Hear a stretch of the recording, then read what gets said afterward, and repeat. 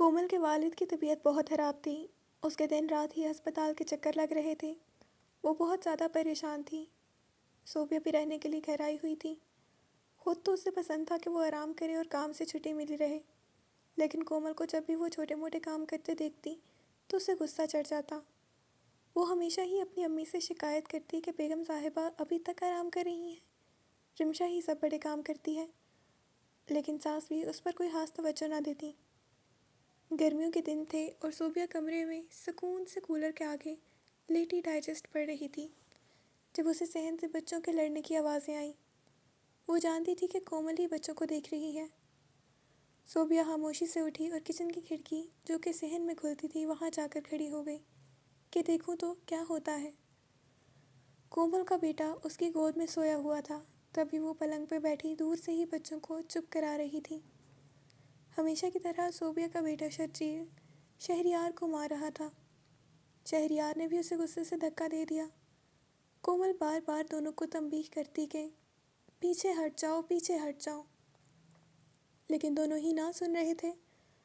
دوپہر کے وقت جب صوبیہ اور نسیم کمروں میں موجود تھے، ساس رمشا کے ساتھ بازار تک گئی تھی۔ صرف بچوں کے کھیل کی وجہ سے کومل ادھر بیٹھی ہوئی تھی۔ تم دونوں ہٹتے ہو یا میں مار لگاؤں؟ وہ غصے سے بولی۔ دونوں ہی بڑھ بڑھ کر مار رہے تھے۔ کومل کا پارا ایک دم ہی چڑھ گیا۔ اس گرمی میں یہاں تھا کون جو آ کر دیکھتا۔ وہ اٹھی اور کھینچ کر ایک تھپڑ شہریار اور ایک شرجیل کو لگایا تھا۔ تھپڑ کی آواز سنتے ہی صوبیہ اس کے سر پر پہنچ گئی تھی۔ تم ہوتی کون ہو میرے بچے کو مارنے والی؟ وہ جاہل عورتوں کی طرح چلائی۔ یہ دونوں لڑ رہے تھے۔ کومل نے عذر پیش کیا۔ ہاں ہاں، سب دیکھا میں نے، یہ لڑ رہے تھے اور تم کیا کر رہی تھی؟ صوبیہ کی بات نے کومل کو مزید تپا دیا تھا۔ اپنے والد کی طبیعت کی وجہ سے وہ پہلے ہی پریشان تھی اور صوبیہ کی روز روز کی آمد اس کا درد سر بن چکی تھی۔ دیکھ رہی تھی آپ آ کر سنبھال لیتی اپنے لاڈلے کو، خود بھی ہاتھ ہلا لیا کرے اپنی اولاد کے لیے۔ کومل نے بھی دو بدو جواب دینے کی دوبارہ سے غلطی کر لی تھی۔ اس کے جواب نے صوبیہ کو مزید گرما دیا۔ سب جانتی ہوں میں کتنی چڑ ہے تمہیں میرے ادھر آنے سے، جلتی ہو تم میرے بچوں سے، وہ شدید غصے سے بولی۔ کیا مسئلہ ہے، کیوں لڑ رہی ہو؟ نسیم آنکھیں ملتا آیا تھا۔ رمشا اور اس کی ساس جو بچوں کے کپڑے لینے بازار تک گئی ہوئی تھی، وہ بھی اسی وقت وہاں پہنچی۔ بھائی تمہاری بیوی نے میرے بیٹے کو مارا ہے۔ رمشا اور اس کی ساس نے حیرت سے کومل کو دیکھا جو مجرم بنی کھڑی تھی۔ کومل یہ کیا کہہ رہی ہے؟ نسیم کو بھی ایک دم غصہ چڑھا تھا۔ میں نے، وہ بوکھلائی۔ کیا میں لگا رکھی ہے، سچ بتاؤ۔ کومل نے کبھی نسیم کو اتنے غصے میں نہ دیکھا تھا۔ شاید نیند سے اٹھنے کے بعد اس کا دماغ صحیح سے کام نہیں کر رہا تھا۔ ہاں یہ دونوں لڑ رہے تھے، میں نے مارا ہے، وہ اعتراف کر بیٹھی۔ دونوں بچے سہمے کھڑے تھے اور بڑوں کی لڑائی دیکھ رہے تھے۔ ان بڑوں کو تو کوئی تھپڑ مارنے والا بھی نہیں تھا۔ دیکھا، یہ عزت ہے میری یہاں، مجھے ادھر رہنا ہی نہیں چاہیے، بلکہ اس دنیا میں ہی نہیں رہنا چاہیے۔ صوبیہ آنسو پوچھتی ہوئی کچن میں بھاگ گئی۔ سب اس کی حرکت پر بوکھلا کر اس کے پیچھے بھاگے۔ اس نے فوراً ہی کچن میں پڑی چھری اٹھائی اور کلائی پر رکھ لی۔ رمشا، کومل، نسیم، اس کی امی کا سانس رک گیا تھا۔ اس نے چھری کلائی پر رکھ کر نسیم کو دیکھا۔ نسیم، اگر اپنی بہن کو زندہ دیکھنا چاہتے ہو تو اپنی بیوی کو طلاق دے دو۔ اس کے مطالبے نے وہاں کھڑے ہر شخص کو حیران و پریشان کر دیا تھا۔ کیا بات کر رہی ہو صوبیہ، وہ بیوی ہے میری، چھوٹی موٹی باتیں ہو جاتی ہیں، وہ گڑبڑایا۔ میں بھی بہن ہوں، سوچ لو، بیوی چاہیے یا بہن؟ وہ بہت جذباتی ہو رہی تھی۔ وہ آہستہ سے آگے بڑھا۔ دیکھو صوبیہ، رک جاؤ، ضد نہ کرو۔ نسیم چاہتا تھا آگے بڑھ کر اس سے چھری لے لے۔ وہیں رک جاؤ، وہ اس کی نیت جانتی تھی تبھی چلائی۔ کومل حیران پریشان کھڑی تھی۔ وہ جانتی تھی کہ نسیم ایسا کچھ نہیں کرے گا، مگر صوبیہ کی ضد اپنی جگہ قائم تھی۔ میں کہتی ہوں تم اسے چھوڑتے ہو یا میں چلاؤں چھری؟ نسیم خاموش کھڑا تھا۔ میں کچھ پوچھ رہی ہوں تم سے، تمہیں اپنی بہن کی ذلت، اس کی موت عزیز ہے اپنی بیوی کی محبت کے آگے؟ وہ مسلسل بلیک میل کر رہی تھی۔ ابو اور سلیم دونوں ہی گھر پر موجود نہ تھے۔ اس کا دماغ اس کا ساتھ دینے سے قاصر تھا۔ وہ کسی طور بھی صوبیہ کو کھونے کا تصور نہیں کر سکتا تھا، اور کومل میں تو اس کی جان تھی۔ ٹھیک ہے، اس نے چھری پر دباؤ بڑھایا۔ اس کی کلائی سرخ ہونے لگی۔ روتی ہوئی صوبیہ اس کے جواب کی منتظر تھی۔ ٹھیک ہے، رہو اپنی بیوی کے ساتھ، میری اس گھر اور اس دنیا میں کوئی جگہ نہیں۔ اس نے چھری اپنی کلائی پر پھیرنے کے لیے ذرا سی آگے کی تو نسیم چیخا، رکو، میں کومل کو طلاق دیتا ہوں۔ کومل کے پاؤں کے نیچے سے زمین سرک گئی تھی۔ میں کومل کو طلاق دیتا ہوں۔ صوبیہ کی آنکھیں بدلہ پورا ہونے پہ چمکی، مگر وہ چھری پکڑے کھڑی رہی۔ میں کومل کو طلاق دیتا ہوں۔ نسیم نے تھکے ہوئے لہجے میں 3 بار یہ الفاظ دہرائے تھے۔ چھری صوبیہ کے بجائے کومل کے دل پر چل گئی تھی۔ بدلہ پورا ہوا تھا، سو اس نے سکون سے چھری کاؤنٹر پر رکھ دی۔ کومل نے بے یقینی سے نسیم کو دیکھا اور چکرا کر بچے سمیت کچن کے فرش پر گر گئی۔ ننھے بچے کا سر زمین سے ٹکرایا تو وہ گلا پھاڑ پھاڑ کر رونے لگا۔ کومل کے بھی سر میں چوٹ آئی تھی اور اس کے سر سے خون بہنے لگا تھا۔ رمشا اور اس کی ساس کومل کا بہتا خون دیکھ کر سکتے کی کیفیت سے باہر آئی تھیں۔ سب حیران، پریشان اور ناخوش تھے، سوائے صوبیہ کے۔ اس کے تو تڑپتے دل کو قرار مل گیا تھا۔ ہلکی ہلکی ٹھنڈی پھوار تھی جو اس کے دل پر پڑ رہی تھی۔ رمشا اور اس کی ساس کومل اور اس کے بچے کو اٹھا رہی تھی، پانی کے چھینٹے مار رہی تھی، جبکہ نسیم اپنا سر پکڑے فرش پر بیٹھا زارو قطار رو رہا تھا۔ اپنی بہن کو بچانے کے لیے وہ اپنی محبت سے دستبردار ہو گیا تھا۔ صوبیہ نے سکون سے انہیں روتے دیکھا اور شرجیل کا ہاتھ تھامے کمرے میں چلی گئی۔ اسے احساس ہی نہ ہوا تھا کہ وہ کیا کر بیٹھی تھی۔ لمحوں میں کیسے وہ ہنستے بستے گھر کو اجاڑ بیٹھی تھی، کیسے چند ماہ کے بچے کو اس کے باپ کے سائے سے محروم کر بیٹھی تھی۔ اسے اتنا یاد تھا کہ اس کا انتقام پورا ہوا تھا، بس اب اسے چین اور سکون کی نیند آنے والی تھی۔ لمحوں میں سب کچھ ریت کا ڈھیر بن گیا تھا۔ ہنستا بستا گھر اجڑ گیا تھا۔ کسی کو یقین ہی نہیں آ رہا تھا کہ نسیم نے کومل کو چھوڑ دیا ہے۔ وہ نسیم جو اس پر جان چھڑکتا تھا، وہ ہمیشہ کے لیے اپنی بیوی اور بچے سے الگ ہو چکا تھا۔ اس کی متاع حیات لٹ چکی تھی۔ یہ خبر کومل کے والد پر بجلی بن کر گری تھی۔ وہ یہ خبر سنتے ہی ہسپتال میں دم توڑ گئے تھے۔ بیٹی کی طلاق اور شوہر کی موت نے کومل کی ماں پر سکتہ طاری کر دیا تھا۔ گھر میں 2 لاشیں رکھی تھیں، ایک مردہ لاش اور ایک زندہ لاش، کومل کی چلتی پھرتی زندہ لاش۔ وہ تو لگتا تھا خواب دیکھ رہی ہے، ابھی آنکھ کھلے گی اور وہ نسیم کے پاس ہوگی۔ نسیم سے محبت اس کا سرمایہ تھی۔ کتنی پریقین تھی وہ بھلا کیسے کر سکتا تھا ایسے؟ کسی کو بھی نہیں یقین آ رہا تھا، لیکن صوبیہ نے اپنے رشتے کا ناجائز فائدہ اٹھایا تھا۔ صوبیہ کے والد اور سلیم دونوں نے ہی اسے قصوروار قرار دیا تو صوبیہ کو اس بات پر بے تحاشا غصہ آیا۔ وہ تن فن کرتی گھر آ گئی تھی۔ پہلی بار ظہیر کو بھی اس کی یہ حرکت پسند نہ آئی تھی، لیکن پھر بھی وہ خاموشی سے اپنی خود غرض بیوی کو دیکھتا رہا، جس سے اپنے بھائی کا گھر توڑ کر بھی احساس نہ تھا کہ وہ کیا کر بیٹھی ہے۔ بچوں کی لڑائی تو ہر گھر میں ہوتی ہے، لیکن چھوٹی چھوٹی باتوں کو درگزر کرنا اور برداشت کرنا ہی ہر اچھے انسان کی نشانی ہے۔ رمشا کے ساس سسر دونوں کو ہی اپنی غلطی کا احساس ہوا تھا کہ گھر کے اندر کی بیٹی کی بڑھتی ہوئی مداخلت نے آج یہ دن دکھا دیا تھا۔ کومل جیسی بھی تھی اس گھر کی بہو تھی۔ جلد ہی لوگوں کو کومل کی طلاق کی وجہ معلوم ہو گئی تو سبھی لوگوں نے صوبیہ کے اس اقدام کی مذمت کی تھی۔ 2 ماہ کا تو بیٹا تھا اس کا، شاہ زیب، جو اب ہمیشہ کے لیے باپ سے جدا ہو چکا تھا۔ صوبیہ کو اتنا کچھ کرنے کے باوجود اپنی غلطی کا احساس نہ تھا، بس اس کا دل پرسکون تھا کہ وہ بدلہ لے چکی ہے۔ اسے نسیم کا رویہ بہت چبھتا تھا۔ نسیم کی حالت بے تحاشا خراب تھی۔ اس دن کے بعد سے نہ وہ کچھ کھاتا تھا نہ پیتا تھا، دکان پہ جانا بھی چھوڑ دیا تھا۔ وہ بہت کمزور ہو چکا تھا، آنکھوں کے نیچے بھی گہرے حلقے پڑ چکے تھے۔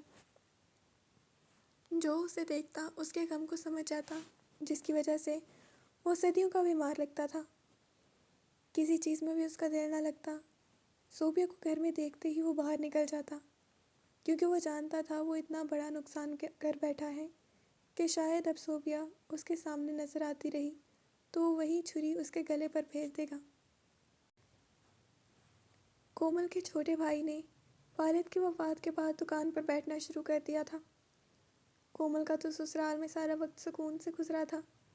نسیم نے کبھی مالی طور پر اسے کوئی تنگی محسوس نہ ہونے دی تھی۔ اب طلاق کے بعد اسے احساس ہو رہا تھا کہ وہ گھر میں بیٹھ کر اپنے بچے کا خرچہ پورا نہیں کر سکتی، کیونکہ والد کی وفات کے بعد باپ کا سائبان تو اٹھا ہی تھا، شوہر کا سہارا بھی چھن گیا تھا۔ عدت کے بعد اس نے قریب کے ہی اسکول میں نوکری شروع کر دی تھی۔ سلیم نے اس دوران کئی بار بچے کا خرچہ دینے کے لیے کومل کی امی سے بات کی، مگر انہوں نے منع کر دیا۔ البتہ کومل یہی سوچ رہی تھی کہ وہ اگر نسیم سے خرچہ لے بھی لے تو کوئی خرچ نہیں، کیونکہ بسا بسایا گھر تو 3 بولوں نے توڑ دیا تھا۔ کیسا عجیب رشتہ تھا، ایک انجان شخص سے 3 بولوں نے زندگی بھر کے لیے جوڑ دیا، لیکن صوبیہ کی نفرت میں ایسا بھیانک انجام دکھایا تھا کہ یہ پاکیزہ رشتہ ہمیشہ کے لیے جدا ہو گیا تھا۔ اس کے پیار کی نشانی اس کا بیٹا شاہزیب اس منجدھار میں پھنس کر رہ گیا تھا۔ کومل نے خود ہی نسیم کو فون کیا تھا تاکہ بچے کے خرچے کے متعلق بات کر سکے۔ پہلی کال پر ہی نسیم نے فون اٹھا لیا تھا۔ السلام علیکم، کیسی ہو؟ اس کی آواز نے کومل کا دل درد سے بھر دیا تھا۔ کبھی یہ آواز اسے اپنے آس پاس سنائی دیتی تھی، اب بھی لگتا تھا وہ ہاتھ بڑھا کر اسے چھو لے گی، لیکن دن وقت بدل چکا تھا۔ کیسی ہو کومل؟ وہ دوبارہ بولا تو کومل ہوش میں آئی۔ وعلیکم السلام، جی ٹھیک ہوں۔ وہ بس اتنا ہی کہہ سکی۔ کتنے ہی لمحے خاموشی سے گزر گئے تھے۔ میں چاہتی ہوں کہ، وہ کافی دیر بعد بولنا شروع ہوئی، آپ اگر شاہ زیب کے لیے کچھ دینا چاہتے ہیں تو مجھے اعتراض نہیں۔ ٹھیک ہے کومل، تم پریشان نہ ہو، وہ تیزی سے بولا کہ کہیں وہ اپنی بات سے پلٹ نہ جائے۔ آپ جانتے ہیں میں یہ بات نہ کہتی، لیکن ابو کے بعد وہ بری طرح کی۔ میں ہی اس گھر کی بڑی ہوں۔ مبین کالج بھی جاتا ہے اور دکان پر بھی بیٹھتا ہے، تبھی دکان کی آمدنی نہ ہونے کے برابر ہے۔ اگر آپ اپنے بیٹے کا خرچہ دے دیں تو میں اپنی تنخواہ سے اپنے گھر کا خرچ چلا لوں۔ وہ تفصیل بتانے لگی۔ تمہیں کوئی بھی دلیل دینے کی ضرورت نہیں ہے کومل، شاہ زیب میرا بیٹا ہے اور ہمیشہ میرا ہی رہے گا۔ میں کل مبین کو دکان پر پیسے دے جاؤں گا، اور اس کے علاوہ تمہیں کسی چیز کی ضرورت ہو تو تم بلا جھجک کہہ سکتی ہو۔ نہیں شکریہ، اب ہمارے بیچ ایسا کچھ نہیں۔ کومل کے الفاظ اسے حقیقت کی دنیا میں لے آئے تھے۔ کومل نے الوداعی کلمات کہہ کر فون رکھ دیا تھا۔ اس کا چہرہ آنسوؤں سے لبریز تھا۔